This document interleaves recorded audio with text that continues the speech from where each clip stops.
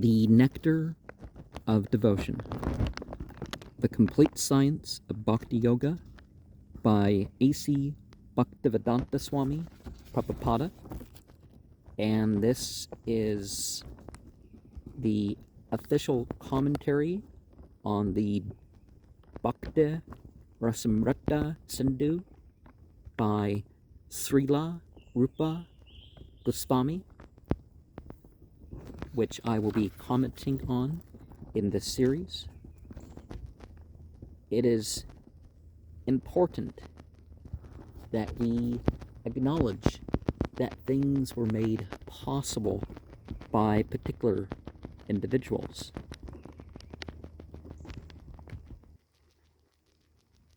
Sanatana, Rupa,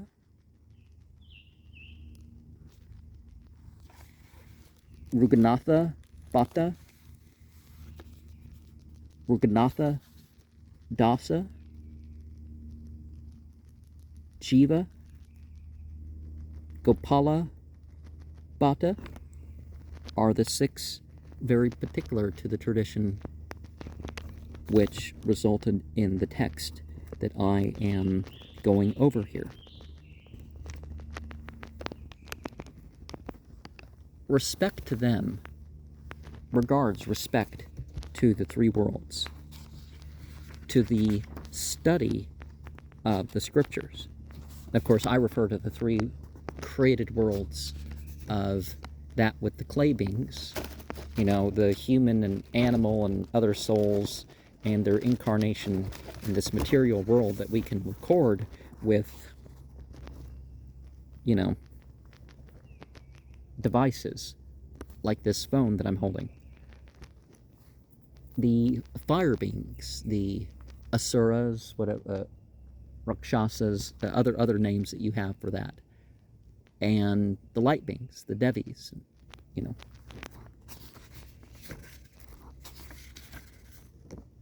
And so, sometimes it's time to take a new name.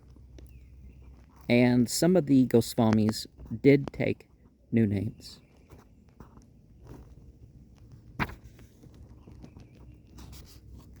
And sometimes the secular authorities turning to them for one's position are nowadays the celebrity positions, online and otherwise.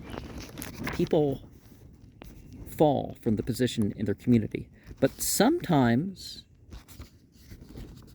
this is the place that people need to be because they can accomplish more through that position. I don't mean just more materially, but if they want to affect the education and everything else towards more spiritual principles, sometimes they have to do what is not so traditional, not so socially accepted. And it doesn't matter what family you were born of. Have you taken to the spiritual consciousness? Are you an individual that educates in regards to the scriptures and authentic understanding of the scriptures? Are you taking part in the ritual washings and the rituals? Are you either collecting charities or are you giving charities yourself? The devotee is more than a philanthropist.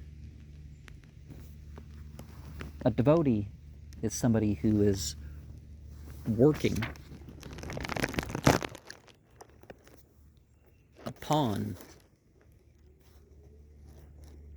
the achievement of their potentiality in their material position for spiritual goals. Whatever work we are doing,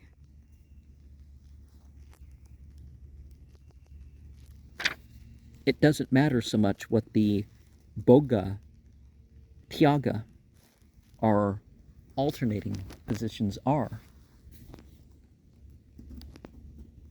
If it is so on the spiritual platform.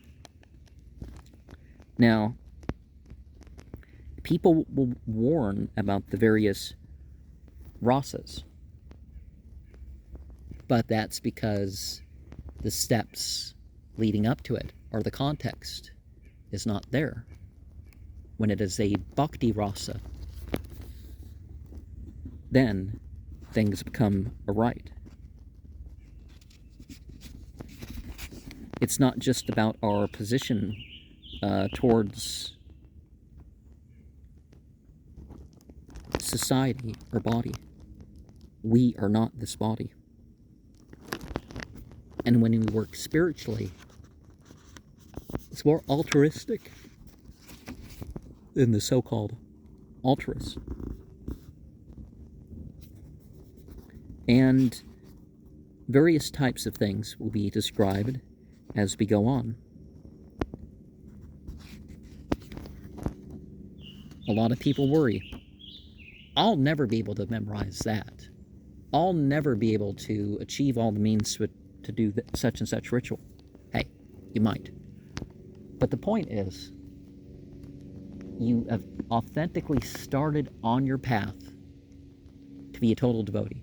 And going over even one book like this, the idea is to present a summary that will produce the results of devotion, that will leave us in a position where we can continually nurture ourselves as a spiritual being,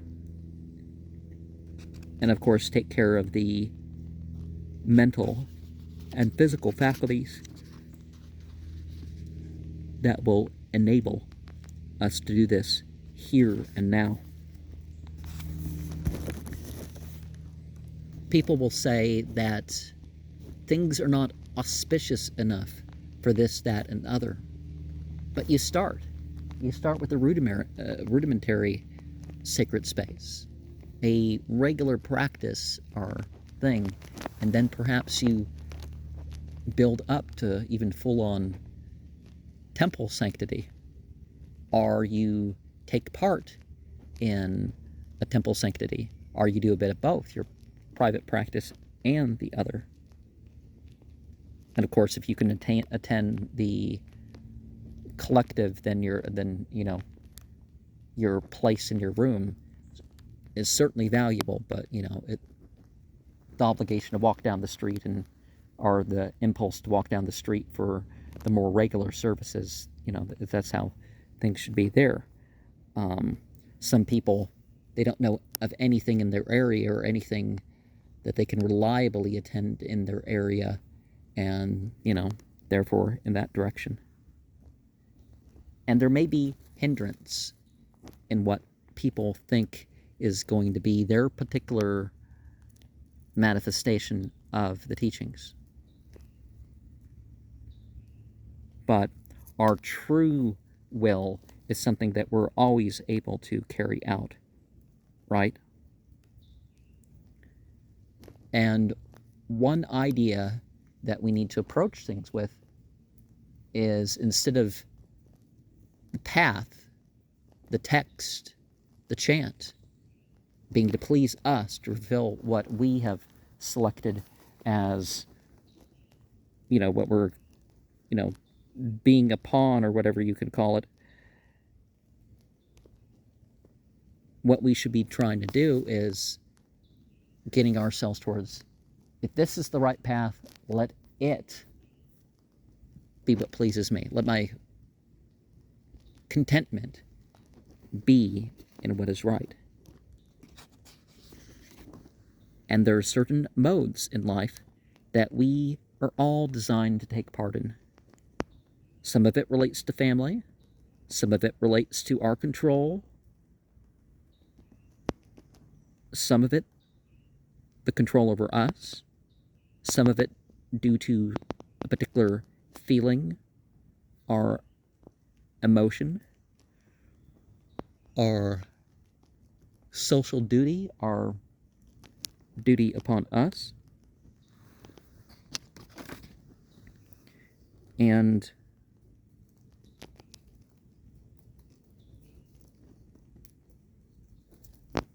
then, regardless of our material situation, and some of those situations can be pretty bad,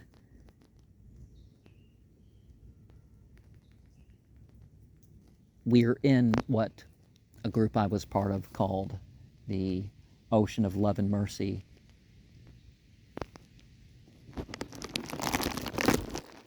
And by ocean, they mean where all the supposed religions go. That you've reached the destination that addresses all the practices. And of course, as we know how things are now, is that the oceans evaporate, and that makes its way inland, and then that washes to the sea, and so things cycle sufficiently.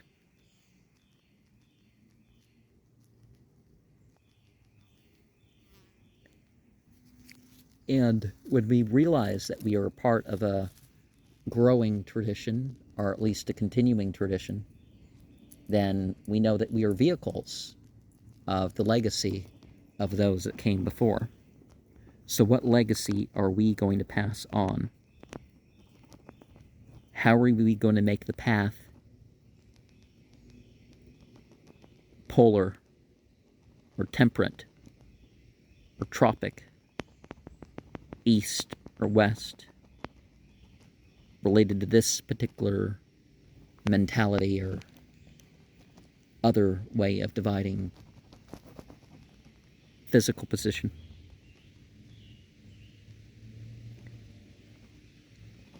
How do we make our whole life of a spiritual consciousness towards actual divinity? How do we do the anusilana, cultivation, for others to come after us? How do we go beyond the mere mental analysis of things?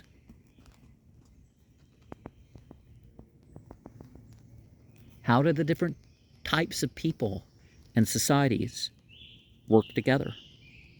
A lot of people talk about this, about these wars and clashes of civilization. The point is that they're all pretty much transgressing each other's rights. There are some exceptions, I guess, but that's what's going on, rather than working together or just working in acknowledgement of the rest. And a lot of people say, oh, well, back in the day, they would let animals loose to see where to go to war when they didn't have a war, and all sorts of, or they look at a star pattern, and they say it points over there, so we have to start a war with these people. So, we can't just point to certain periods of the past and say, oh, it was perfect back then. It's like, that's not the point. Maybe overall there was less of certain problems. Not only the scriptures and stuff, but what principles and methods are involved in our words. What is the difference between carrying out rituals? Some of them are very secular, by the way, and I think there are people who have power over people through the symbols in the secular rituals, but it's not secular for the people in charge, right? And so they're forming that sort of egregor with it. But what is the difference between actually taking spiritual charge of your life with that, whether the ritual is labeled as spiritual or not? How do we identify the different types of energy and direct this temporary life towards the eternal?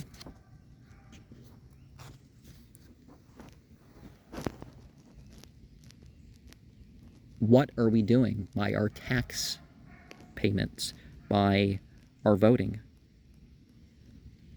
What's going on there?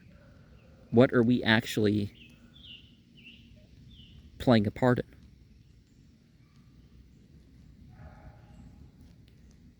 Now, some people know. They know of Scripture, They do things. They know of deity and all this other stuff. But what is their intentions? What is their consciousness behind it? It's not just that they're conscious of something. What is their response? And what's the difference with that, right? You know, because certainly some people, for example, love to twist concepts of very particular religions or concepts of deity and all this other stuff. But they do it as, well, I was saying they twist it. So they're full of knowledge. They're full of focusing on it. But they're worse than anybody because of that. Even the people who, you know, aren't, right? And there are different types of workers once you're on the spiritual platform. Oh, and there's that word again. Pancharatra? I don't know what that means. Now, the lower levels you can call Jnana Karmada, the mental development and fruitive work. So you may start there, and I ask people questions of what their motivations are, what's more likely to be such. There's a bit of all of it. If you're going to be honest, or if you're more realistic about things, hope and fear, love and hate, enjoyment are just, it's because you think it's the right thing or you think it's devotion or something, which is the highest state. But you have to be honest that there's some of the other going on. And that by doing, through the spiritual processes, then you end up,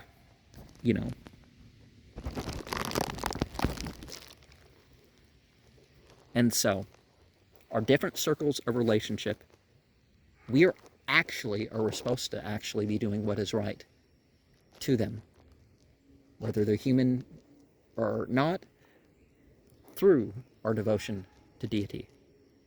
True deity. Truly in the way of. Not just mentioning the name, but truly in the interest of ultimate divinity, what's ultimately a causal. May we always be conscious of it.